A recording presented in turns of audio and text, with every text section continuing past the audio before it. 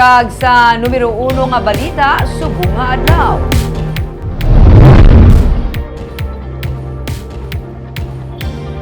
Handa si Bacolod City Mayor Albi Benitez nga ipa-terminate ang kontrata sa tunga sang Basiwa kag Prime Water kasunod sa nagalala nga problema sa water supply. Mayara naman sang failure sa bahin sang Seneco sunod sa alkalde kung nga natabo ang brownout sang nagligad nga semana. May report si Romeo Subaldo. Itong basakon. Viral sa weekend ang ini nga video gin-post ni Adrian Gantalao sa iyang reels sa Facebook. Hindi iced tea o kung kape ang kolor sa tubig nga nagatubod sa ilang gripo. Pang dinuguan na ang kolor sa tubig. Wala labot diri daw inagyan sang kalamidad ang pila ka mga barangay sa Bacolod. May rasyon sang tubig nga nagakatabo.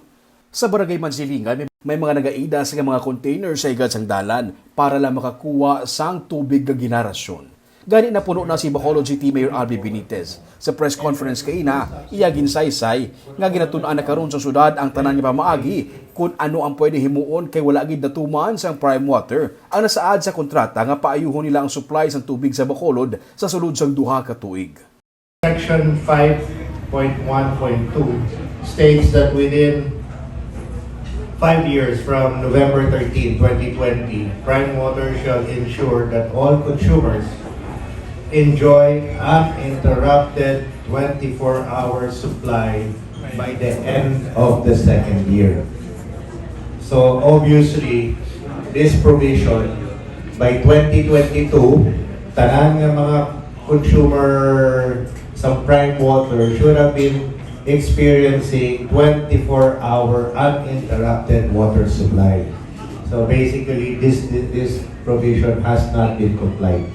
Suno pa sa alkalde, hindi niya makita ang pagkabalakas ang kumpanya sa sitwasyon sang pumuluyo sa Bacolod.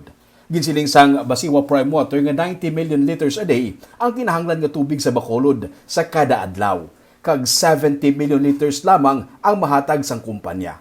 Pero pagsunod sang El Nino phenomenon, ang 70 million liters a day nga supply sang Basiwa Prime Water nagdubo pagid sa 50 million liters a day. But silingon, ang 20 MLD nga shortage nangin 40 MLD na. Pero base sa ginsabit kapag tuon sang water expert sa alkalde, 125 MLD ang kinahanglan nga tubig sa Bacolod sa kada adlaw. Dako katama ang kakulang, sobra pa sa 40 MLD. Magasubmit ang Basiwa sang report kay Mayor Benitez para makita ang tanan nga mga ginpromisa sang Prime Water nga wala nila tigayon nga mahatag sa konsumidor. Handa ang alkalde nga maghimo sang tikang pati na termination sang ila kontrata kung kinahanglan. Makikita na there is shortage of water. Where are they?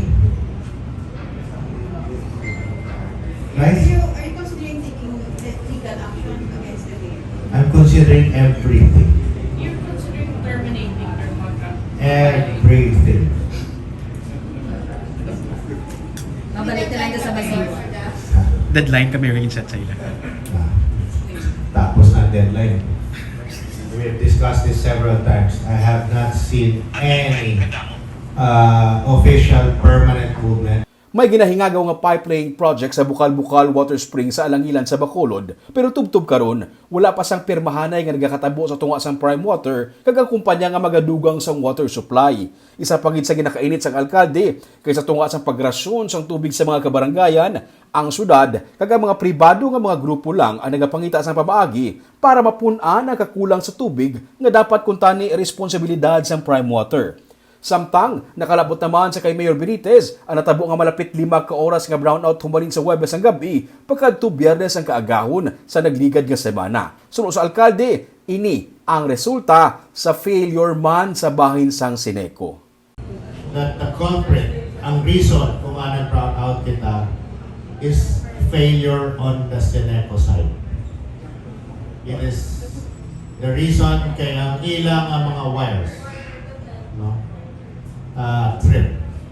And the reason for that is because ang tensioning na ginatawag nila, eh kung takot ka sa wire from span to span, ginabutangan mo na siya 3 to 5% sagging.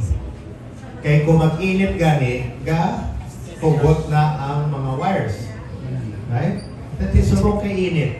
But since wala sang 3 to 5% saging ginbutang sa mga attention na expand ang mga wires nato. Gani, mas naghatag na gid sang rason sa alkalde para paboran ang joint venture agreement sa tunga sang Sineco kag Prime Electric Holdings Incorporated para ma-improve ang pagserbisyo sa mga konsumidor.